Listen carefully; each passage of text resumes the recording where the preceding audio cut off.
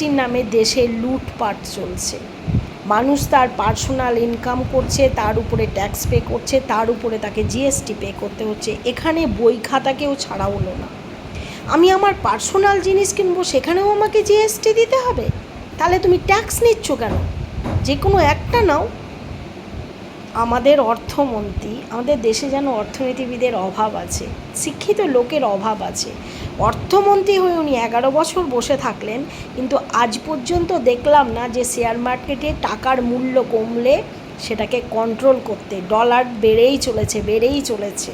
হ্যাঁ, যদি তোমার মন্ত্রিত্বের দায়িত্ব তুমি পালন করতে না পারো, মন্ত্রিত্ব ছেড়ে দাও। কে জবরদস্তি করেছে? দেশটা তো তোমার একার নয়, দেশটা বহু মানুষের সংযোজিত ফল। সেই দেশটাকে এইভাবে প্লিজ আপনারা নষ্ট করবেন না। অনুরোধ রাখছি, মন্ত্রিত্ব ছেড়ে দিন। যাদের ক্ষমতা আছে তারা মন্ত্রিত্ব গ্রহণ করুক।